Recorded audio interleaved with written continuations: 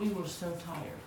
It was unbelievable. It was just like 2:30 or 3, we just like dropped. You know?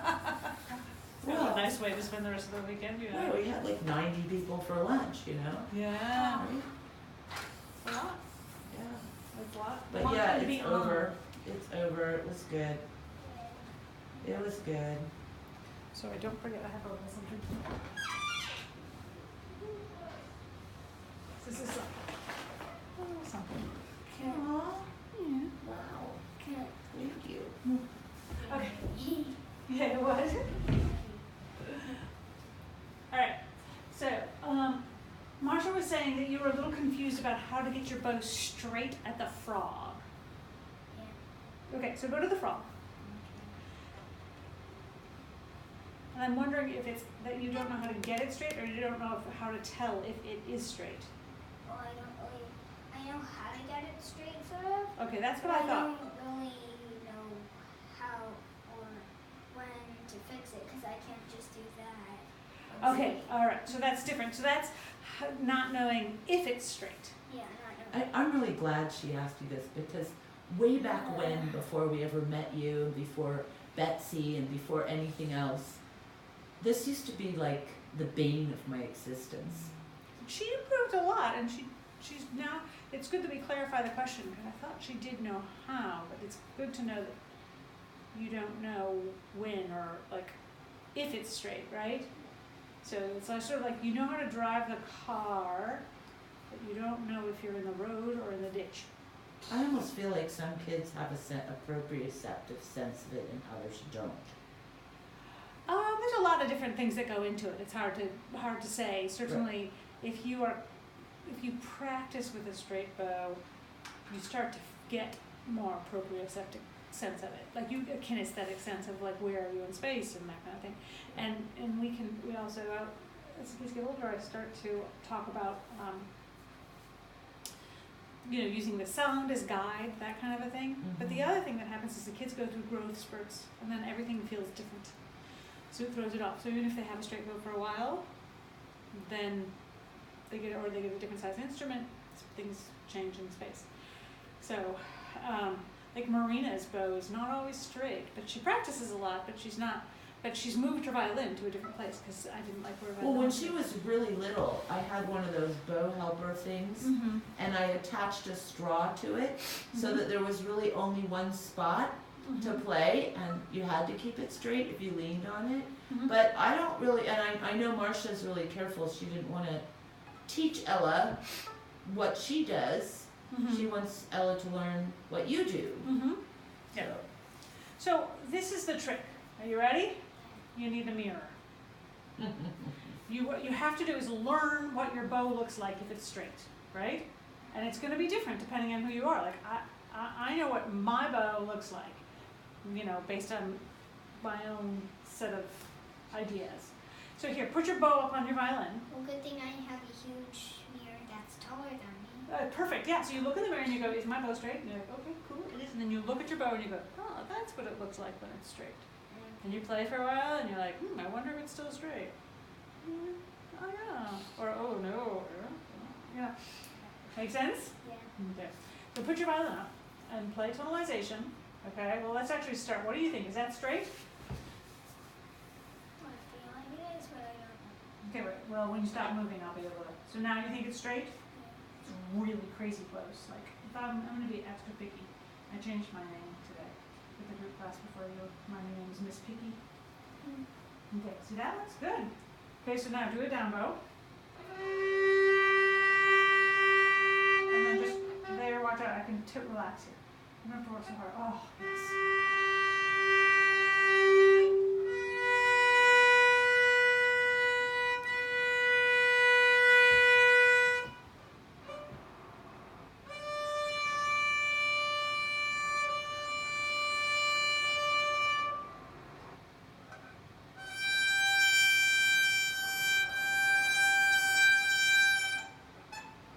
Okay, you don't have to run into the metal part. Yeah.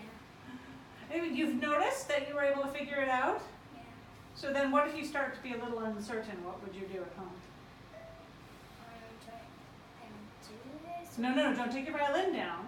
for two reasons. One, it will mess things up. And two, if that's not how you want to know if it's, that you don't have to memorize what it looks like when your violin's down there, because we're not going to play like that. Okay? So what you would do is you would look in the, yes, because then you don't have to mess your position up in order to do it. Make sense? Yeah. All right, so do that for like tonalization, long ago, chorus, anything you want to play for tone. Scales, those are all good tone things. But I leave it blank so you can choose.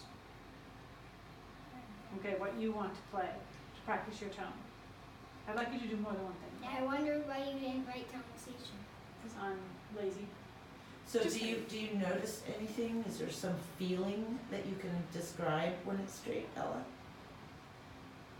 Is there something that your arm is doing or your nose is doing or your... So I don't want her to memorize the note, the arm. Okay. I want her to accept and not what it's doing, but what it's feeling. Feeling is the better word.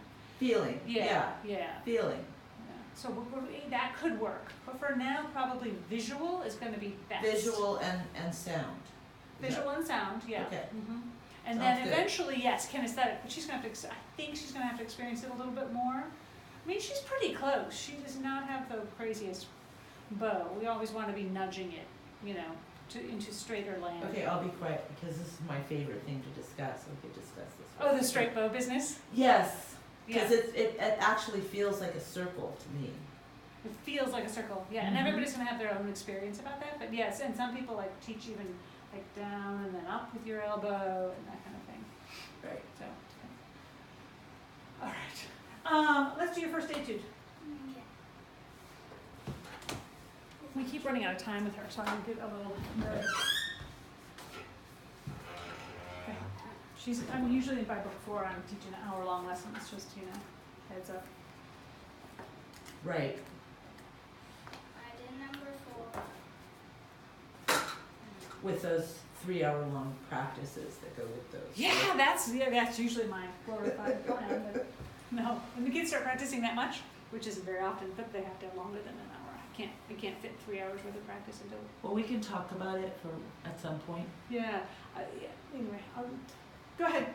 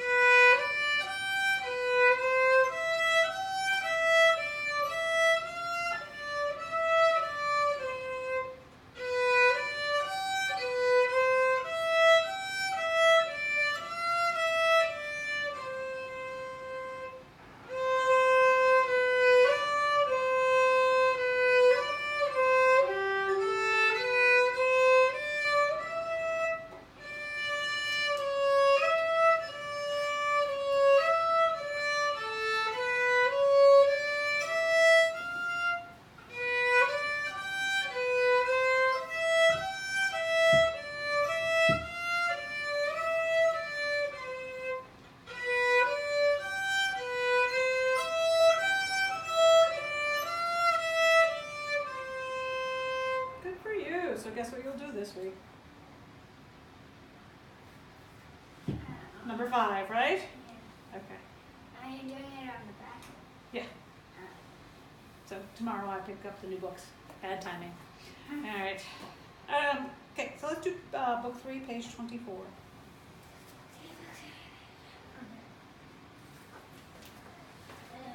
We automatically opened, Excellent. but not on the right page.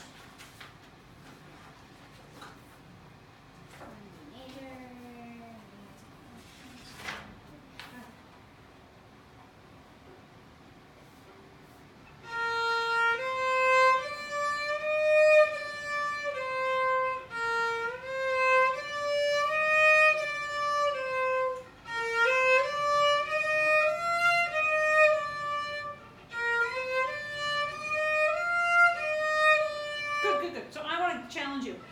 I think that I love that you played it in first position and then you played it in second position. Have you been doing that all week long? Yeah. Great. So now you know what usually happens after you do that for even just a couple of days. You're fine. You don't need to do it again. Okay, so now try that one without playing it in first position first. You already did the research that you needed.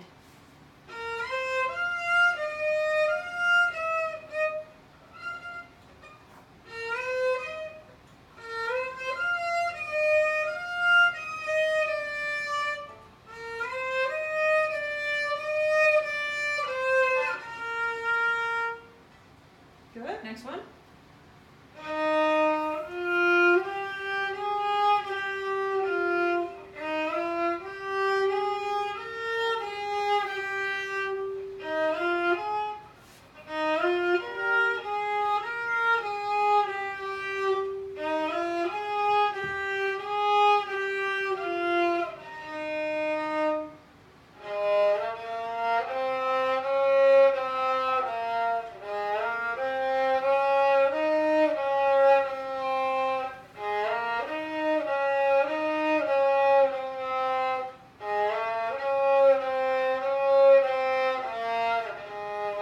Good for you. Okay, you're fine. So let's do it this week. Just whip through it, no repeats. Don't play it in first position. Once each, you're done. Okay. All right? Now. You didn't want to do it like for hours and hours a day? It doesn't really take an hour, it just takes a few minutes. If you did it with lots of repeats. Yeah. All right, should we do G major scale? Yeah. I have an idea. Should we play G major scale and see how straight you can get the bow? You don't want the bow straight? You look so, what are you straight bow? Well, I have to focus on the slurs also. Well, not for the separate bows you don't. So just do straight And I bow. only have one separate. Yeah, but then you have two technically, by the way. But, what? How? Because you do 2 times each bowing. So you do 2 times separate I bows. thought you only meant 2 times only on 8 and 9. Oh, now you know. It'll make 8 and 9 easier if you've done 2 times all the other ones. But for me, you only have to do it once because I'm just checking to see how things are going, and then I'll give you some help. Okay, so for separate bows, you can focus on straight bows because you're not worrying about the slurs. All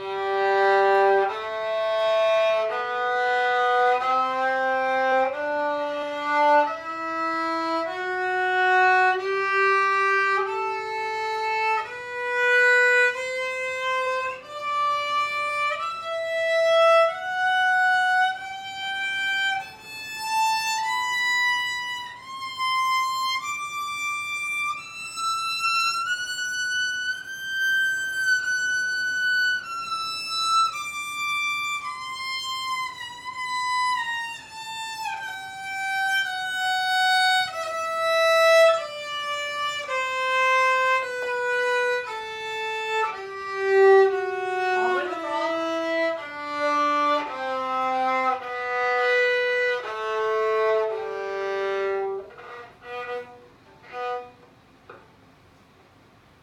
I just wondered why it sort of sounded like a harmonic. And the bow slipped sideways a little bit. That's all. Then you fixed it. Okay. That was a pretty straight bow, don't you think? Yeah. All right. Have you practiced your slurs with a metronome? Yes. Excellent. 2 slurs.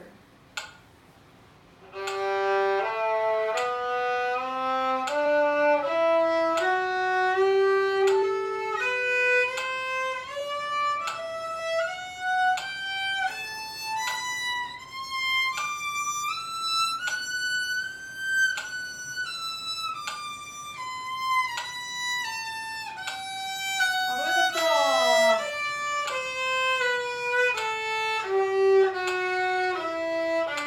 frog.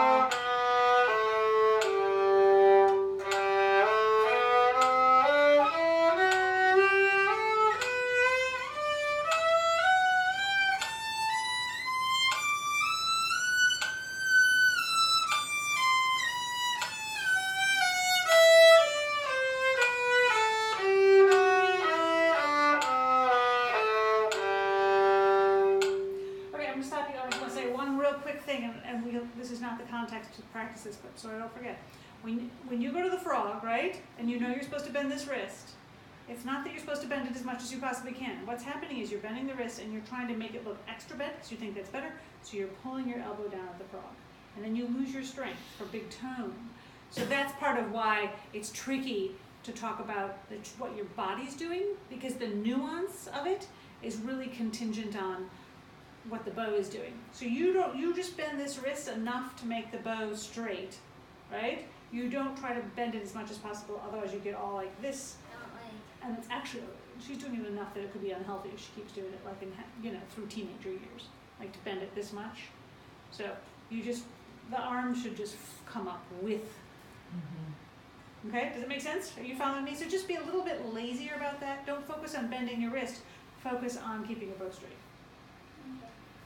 All right, that was nice and solid notes. That was great. Okay, next pattern.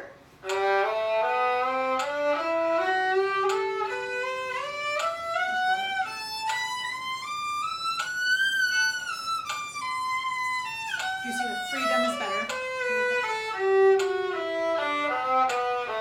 Yeah, that was better. Your arm can come up on the G string too. You don't have to be, yeah.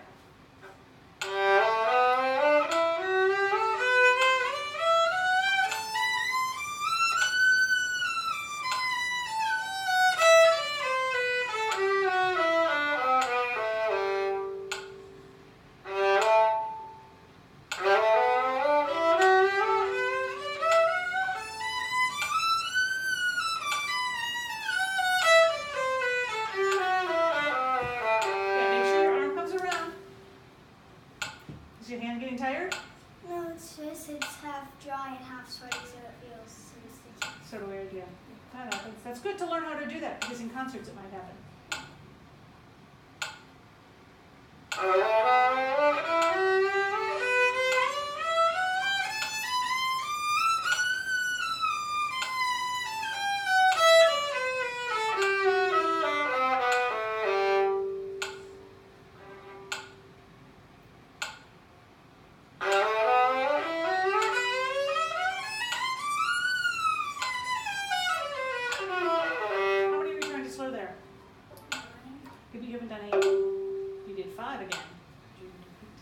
What words are you using for 8? No, I already did it.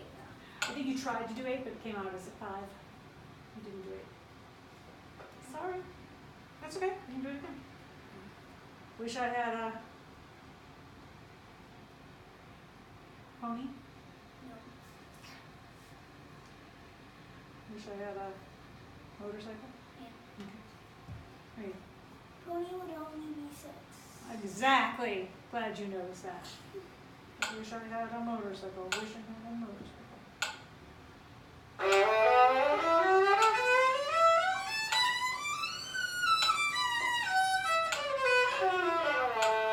I loved it. You know what I loved about that one?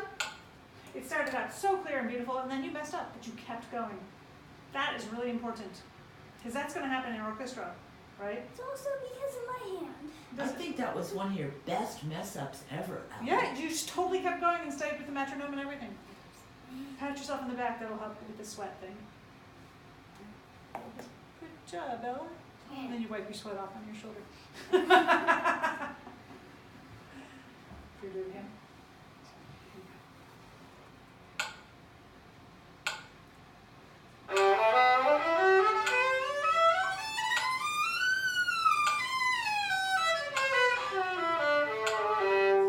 That was an even better mess up, I think. Don't you think? Mm-hmm. Oh my C-slit. Alright, should we try 9? See if we have a good mess up on that one. I love my mess ups.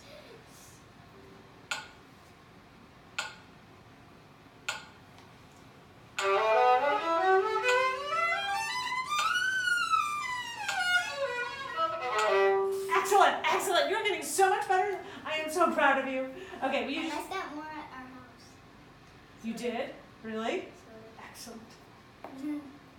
So that's really great because, you know, when you're playing with a conductor, the conductor doesn't stop flopping around. Yeah, he doesn't do like He's not like, oh, you accidentally played a note out of tune, I'll stop the whole orchestra for you. He didn't. No. He doesn't do that, right? But, so now you can just keep going. Yeah. Woohoo! Like a devil's dream. Exactly. Okay, should we do something else like bourrée? Sure. You don't need the music, don't even look at the stand. Man.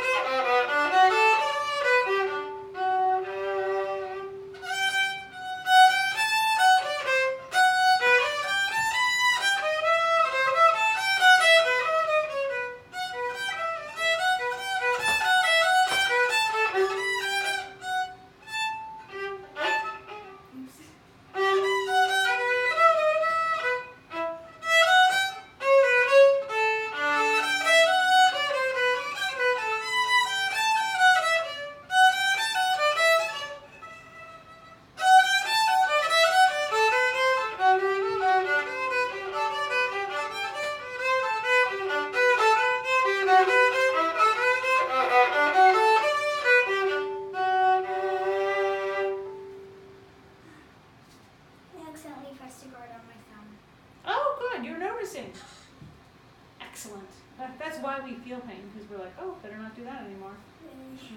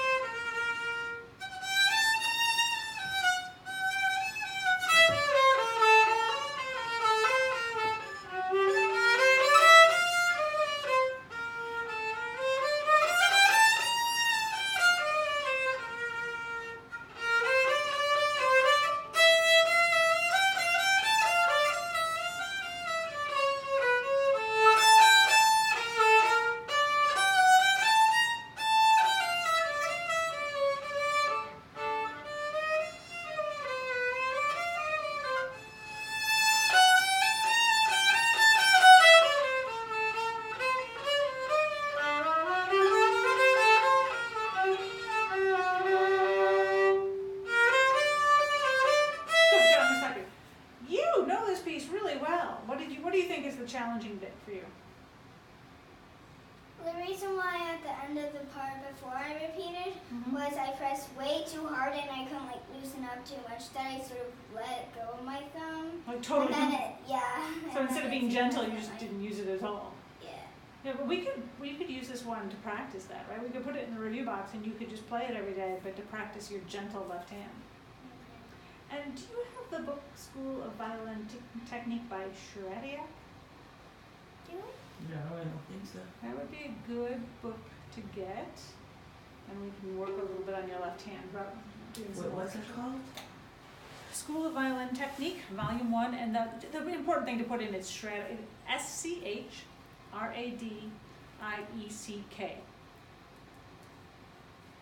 School of Violin Techniques book.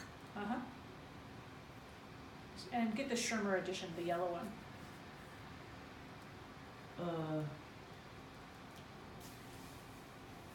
Book 1, Mhm. books 1 to 3. Just one, I never do the rest of it.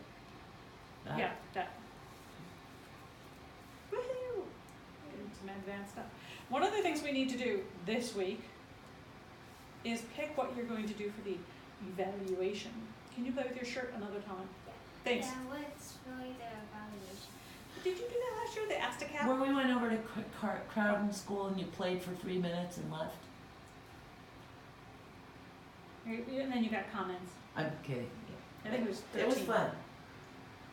You know, we practice. You get to do 2 pieces and scales and an etude and sight reading. So it'll be 4 minutes this year. They double it I every think year. it's fun. Wait. I don't really. You don't remember? So, At Crowden, like, and you walked in a room and it was just you and the pianist. And this year will be Chris again. And then you played for a judge, and the judge, you know, gave you comments and that kind of thing. yeah, but she didn't really tell me anything though. You got comments that I passed on to you later. So she doesn't, she writes it down and then I pass it on to you. Okay. Make sense? Yeah. You're good. So we're going to do that again this year. It's March 24th. And the piano rehearsal is the Thursday I before think I that. could do beret. You could do beret. Yeah. So like you could do beret in sights. Yay, sights. Yeah. And speaking of sights, Let's do it. you're right. And then, well, I don't want to take your time up, but then the next concert for Ren, not the March one, but the early May one, Mm-hmm. be good to play again. Okay, and he's okay with the same kids playing twice. He wants her to play every time, but she doesn't want to play every time. No, I don't. I think it's good. I think you need to be careful because other people will have negative reactions to it. I think even if he's okay with it. So let's just skip this Right. next concert. Yeah, I think that people, I know there's people that play every single time, and it's really annoying. Yeah, I think because there's a lot of kids who don't play ever. So Right. But some of them anyway, don't maybe- want to. But yeah, so maybe she can do a sights. Yeah. I'm thinking if we do that on to this next piece. Yeah, that's a possibility. Because here's the other part of this whole thing, is that normally I do the recital close to the evaluation, and then the kids pick their favorite piece and do it on the recital. With this way spring breaks are, that basically start the 24th and go to the April 28th, and then I can't get a pianist on the 28th, we're going to probably have the recital on May 5th, which means the kids will most of them will do new pieces. But we'll start it before the evaluation. So maybe she can do beret and sights for the evaluation and then do the next sights for my recital and Ren's concert or something like that. Right. Sound good? Yeah. Okay. So, can I hear buddy? Bum bum. Do you have any of it memorized? Yeah, I think so. Okay, no peeking.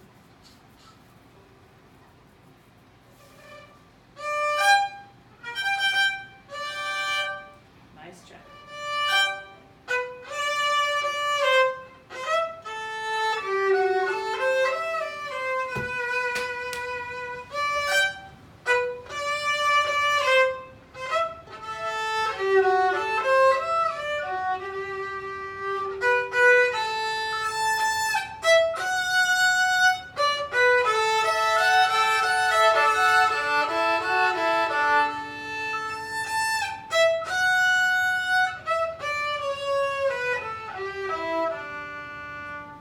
Dee-da-dum, ya-da-dum.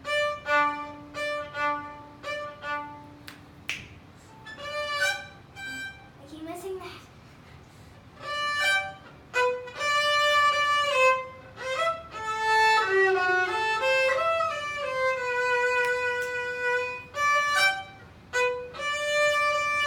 Di-di-yum. Yeah, you know this well. Okay, so this is what I want you to do. I want you to play from the beginning. I know you're being so careful with your collé, but let's, you've been careful all week, right? I know, it's just I get all these like on the. So, Ella, I understand. This is what I want you to do. Don't you worry. I want you to play it again. Faster, singing in your head, and not worrying about anything else.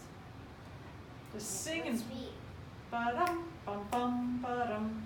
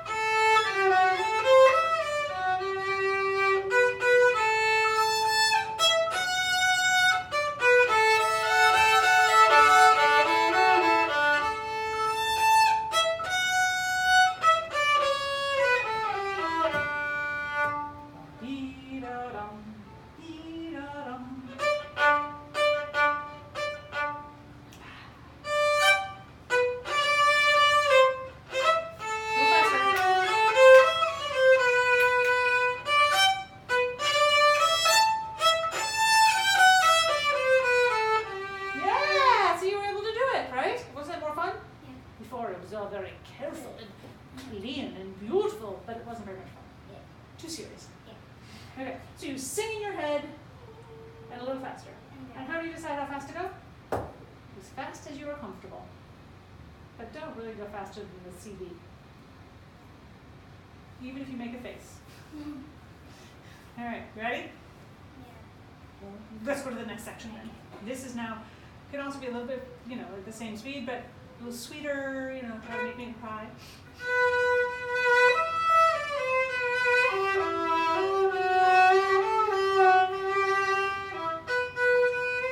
Build and build and build. Every time. And build a little bit more and good.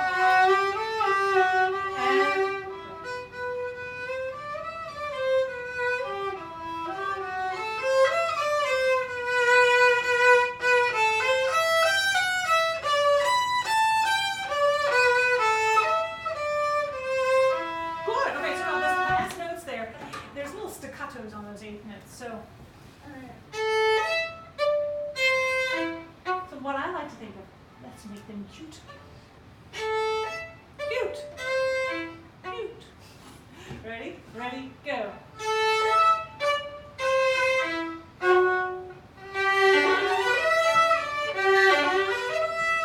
Swing.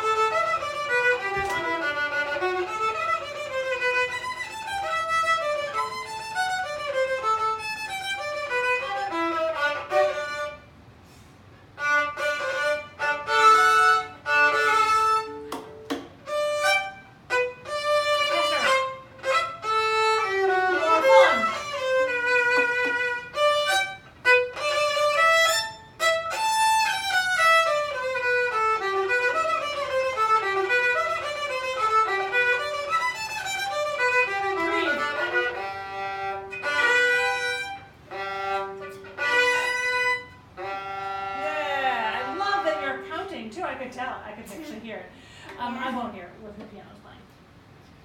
Okay, so at the end, we need to get a little bit more surprising. You know, what instrument are you playing with? Yeah. So this is actually part of why I said we don't want to do this. If you do this, it's hard to get a big sound that if your weight of your arm is going into this. Right? Do you get the difference? Yeah. Yeah. Okay.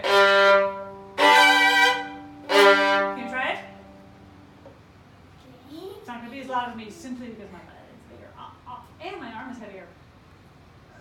And I probably have more muscles because I'm older. Okay.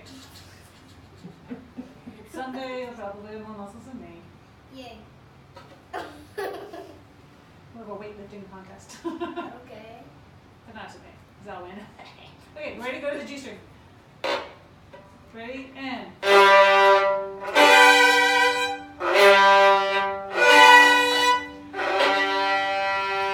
Yeah, do it again. Wild arm.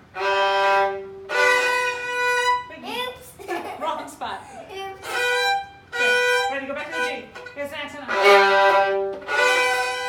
Ready? It's hitting my tape. Ooh, let's take the tape off. Is that for practicing a certain spot that you play on? Yes. I also do like this. Is there like? I'm just taking off the droopy bit. So nice. No, it's just for like where my doubles go because I got mixed up in where my doubles go. Like, do I go at the frog? It depends on what kind of bow stroke you decide to use. Oops. Here.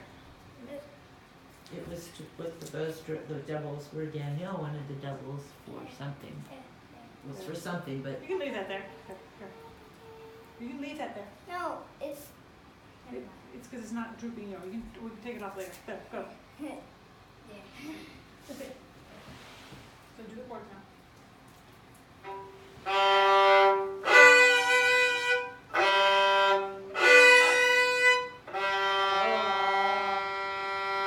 There you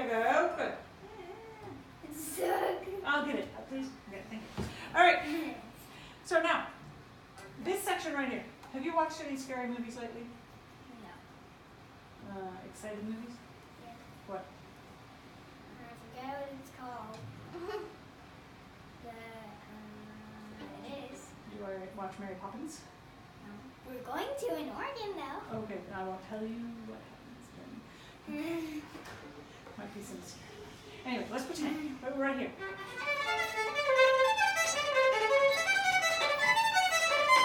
We start out quiet, more mysterious, and slowly it gets more and more and more exciting. Okay? Until it explodes. Yay. Okay, ready? Except I don't really like that. Okay, don't worry about that. Don't worry about that. You'll learn it later for production motion. Ready? And.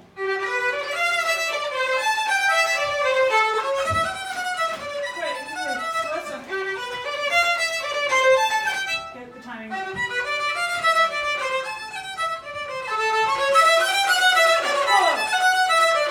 Let's look at this music for a second. You do not have to be loud until here, and then you're only going to be partially loud, and then you partially get quiet, but then all the way. This is the loudest part. So you have to spread it out over this whole thing. Okay, ready?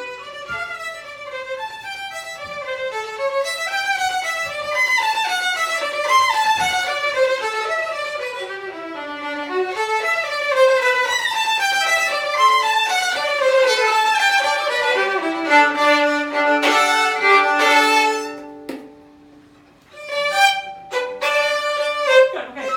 So you need to work on pacing your dynamics there, okay? Good, at the top here.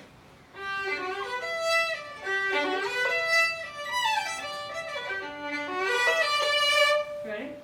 Have a little bit more fun with it, but it's quiet. And then the second time it happens.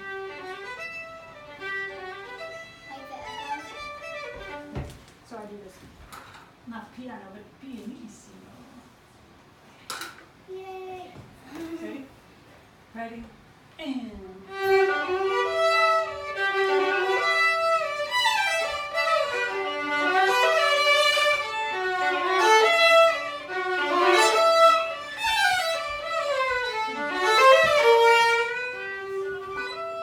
You got it. Okay. So mostly just dynamics and a little bit of speed, right? Okay. I know this music seems easy, but it's not. It's not too bad actually. This is weird, so I'm going to show you this. You can go to here. Yay. Okay, so real quick, I'm going to show you this spot. I'm going to teach you a new scale. Okay. Um, So, and it's not go there. So what's the name of that note that the 2 is over? B sharp and C. Okay, right. So what's another name for B sharp? C. Right. So then the note after it isn't a C, it's a C sharp. Okay, can we try that? Up on the A. And use the 2 and the 3. It's a weird way to play C sharp with the 3, but the 2's already busy doing something else. No, what did I just say? If you don't understand what I said, you can tell me, but what did I say? Something about the fingering. Do you need me to say it again? Mm-hmm. Okay. So you can just, if you don't understand what I said, you can say, what? Okay, so 2 on the C sharp, on the B sharp, and then 3 on the C sharp. Just the way it's written. See, there's a 2 and a 3 there. Up on the A. Yeah, so C and C sharp are pretty close together. That's it. Start up on the A.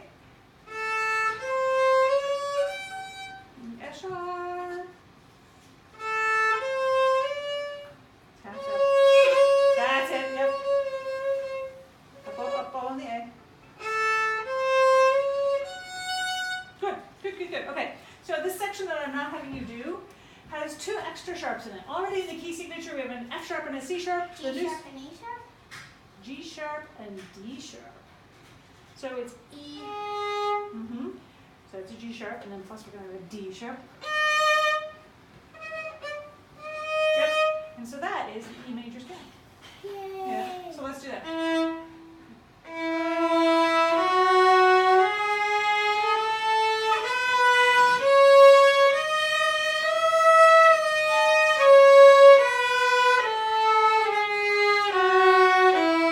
There you go. If there was a string higher than the E, what would it be?